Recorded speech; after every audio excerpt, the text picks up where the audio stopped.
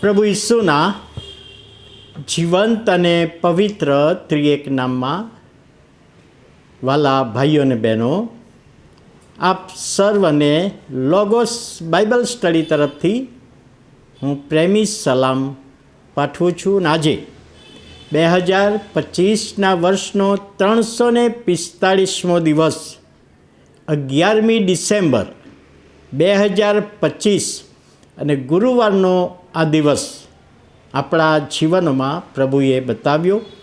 માટે પ્રભુનો ખૂબ આભાર માનતા પ્રભુના નામને ધન્યવાદ આપીએ છીએ. વૈજ્ઞાનિક અને બાઇબલ. વૈજ્ઞાનિક અને બાઇબલ. એક રાત્રે એક વૈજ્ઞાનિક મોટા દૂરબીન વડે આકાશમાં નિરીક્ષણ કરતો હતો. જુદા જુદા તારા કઈ જગ્યાએ છે, તારા એકબીજાથી કેટલા અંતરે છે, ખસતા તારા એ જોઈ રહ્યો હતો, સ્થિર તારા જોઈ રહ્યો હતો. અને એ બોલ્યો કે આ બધું જ હું જોઈ રહ્યો છું આકાશમાં, પરંતુ ઈશ્વર મને દેખાતા નથી.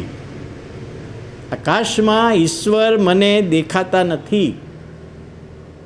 એ જ સમયે એક જુવાન ખેડૂત સામાન્ય પ્રકાશમાં બાઇબલ વાંચતા હતા. મોટી ઉંમરના વડીલ.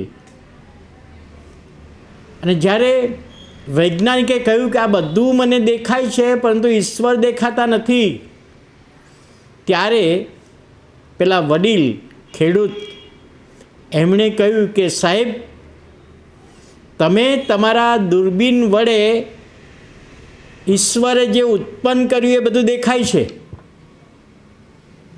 પરંતુ મને આ બાઇબલ દ્વારા, પ્રભુના વચનો દ્વારા ઉત્પન્ન કરતા ઈશ્વર દેખાય છે. તમને ઉત્પત્તિ દેખાય છે, પરંતુ આ પ્રભુના વચનોમાં મને ઉત્પન્ન કરતા દેખાય છે, ઈશ્વર દેખાય છે. પેલા વૈજ્ઞાનિકે કહ્યું કે તમને એ ઈશ્વર દેખાતા હશે, પરંતુ મને દેખાતા નથી. તમારા દૂરબીન, મારા દૂરબીન દ્વારા આકાશમાં જે વસ્તુ જ્યાં છે એ જ મને દેખાય છે. અને પેલા ખેડૂતે કહ્યું કે તમને વસ્તુ જ્યાં છે ત્યાં જ દેખાય છે, પરંતુ સત્ય એ પ્રભુના વચનોમાં મને દેખાય છે. પ્રભુ ઈસુએ કહ્યું, માર્ગ, સત્ય અને જીવન હું છું. એ સત્ય પ્રભુ ઈસુ ખ્રિસ્ત મને આ બાઇબલના વચનોમાં દેખાય છે, તમને દેખાતા નહીં હોય.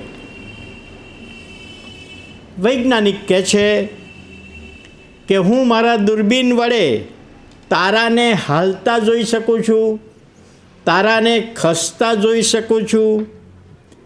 અને પેલો ગામડાનો માણસ, બાઇબલ વાંચનાર,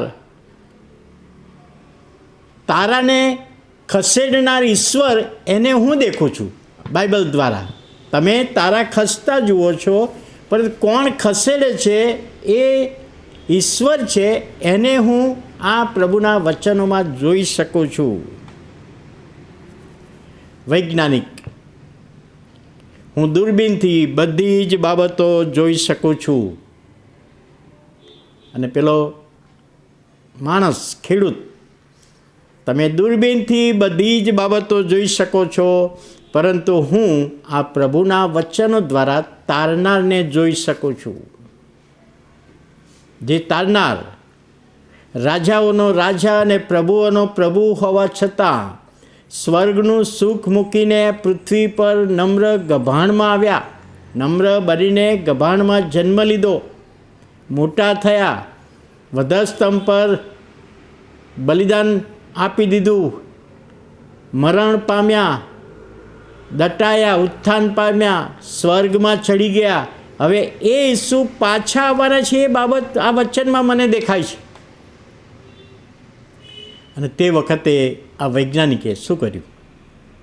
પોતાનું દૂરબીન એક બાજુ મૂકી દીધું દૂરબીન એક બાજુ મૂકી દીધું અને કહે છે તમારું બાઇબલ મને આપો, મારે એ ઈશ્વરને જોવા છે જે ગભાણમાં જન્મ્યા, વધસ્તંભ મરણ પામ્યા, સ્વર્ગમાં ચડી ગયા અને પાછા લેવા આવવાના છે. એ ઈશ્વરને મારે દૂરબીન દ્વારા નહીં પણ પ્રભુના વચનો દ્વારા હું જોવા માગું છું. અને પેલા ખેડૂતે એ બાઇબલ વૈજ્ઞાનિકને આપી દીધું. ખિતશાસ્ત્ર 19મો અધ્યાય અને પહેલી કલમ. આકાશો દેવનું ગૌરવ પ્રસિદ્ધ કરે છે, અંતરિક્ષ તેના હાથનું કામ પ્રસિદ્ધ કરે છે. આકાશમાં જે છે બધું ઈશ્વરે બનાવ્યું છે એ છે. અને બાઇબલને પ્રભુનું વચન એ ઈશ્વરની ઓળખ આપે છે. તો વાલા ભાઈઓ અને બહેનો, એ ઈશ્વરની ઓળખમાં આપણે છીએ. પ્રભુના નામને ધન્યવાદ.